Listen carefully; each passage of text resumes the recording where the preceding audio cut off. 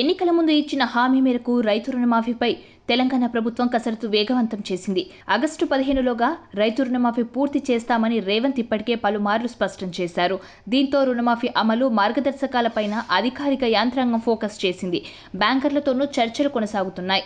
విడుదల వారీగా రుణమాఫీ అమలుపైన సూత్రప్రాయంగా నిర్ణయానికి వచ్చినట్లు తెలుస్తోంది. దీనికి సంబంధించి 1-2 రోజుల్లోనే అధికారికంగా నిర్ణయం వెలువడనుంది. జూలై 15 నుంచి దశల వారీగా రుణమాఫీ చేయాలని సూచనప్రాయ నిర్ణయం తీసుకున్నారు. గడువు సమీపిస్తూ ఉండటంతో రైతు రుణమాఫీకి ప్రభుత్వం కొత్త మార్గాలను అన్వేషిస్తుంది. జూలై 15 నుంచి 50,000 లోపు, ఆ తర్వాత 75,000 నుంచి 1,00,000 ఇలా పెంచుతూ బ్యాంకులకు జమ చేసే విధానాన్ని పరిశీలిస్తోంది. రైతుల్లో 70% మందికి 1,00,000 లోపు రుణం ఉన్నట్లు అంచనా. తొలి దశలో వీరికి మాఫీ చేసి మిగిలిన వారికి ఆగస్టు 15లోగా జమ చేయాలనే అంశంపైన చర్చ సాగుతోంది.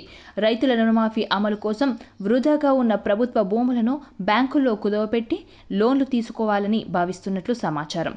రైతు బంధు పథకం కింద రాష్ట్రంలో 66 లక్షల మంది లబ్ధిదారులుండగా 2 లక్షల లోపు రుణాలు పొందిన వారు దాదాపు ఇంతమందే ఉంటారని అధికారులు భావిస్తున్నారు.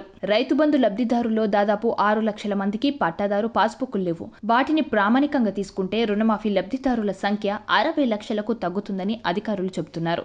మరొక వైపు కుటుంబంలోని 2-3కి రైతు బంధు వస్తోంది. వారందరికీ రేషన్ కార్డులు లేవు. కుటుంబ పెద్దకు మాత్రమే ఉంది. రేషన్ కార్డు నిబంధన పెడితే కుటుంబంలో రైతుకు మాత్రమే రుణమాఫీ వర్తిస్తుందని, తద్వారా మరో 18 లక్షల మంది తగ్గే అవకాశం ఉందని అధికారులు నివేదిస్తున్నారు.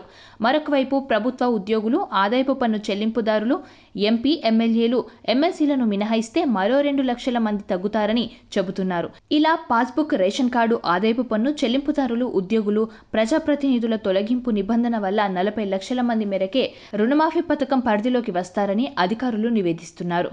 ప్రస్తుతం రాష్ట్రంలో 36 లక్షల మందికి పీఎం కిసాన్ సమ్మాన్ నిధి పథకం కింద సాయం అందుతోంది. రుణమాఫీ కోసం ఈ పథకం విధి విధానాల మీద చర్చ నడుస్తున్నాయి. ఆ నిబంధనలను యథాతథంగా దీనికి వర్తింపచేయడం ఇబ్బందికరంగా మారుతుందని ప్రభుత్వం భావిస్తోంది. రుణమాఫీకి సంబంధించి పలు ప్రతిపాదనలు రాగా దీనిపై మంత్రి మండలిలో సమగ్రంగా చర్చించాకే నిర్ణయం తీసుకోవాలని ప్రభుత్వం భావిస్తోంది. అర్హులకు దీనిని వర్తింపజేయాలని యోచిస్తోంది. అమలు క్రమంలో గ్రామం నుంచి రాష్ట్ర స్థాయి వరకు విజిలెన్స్ సెల్ ఏర్పాటు సన్నాహాల్లో ఉన్నట్లు ప్రభుత్వ వర్గాలు తెలిపాయి.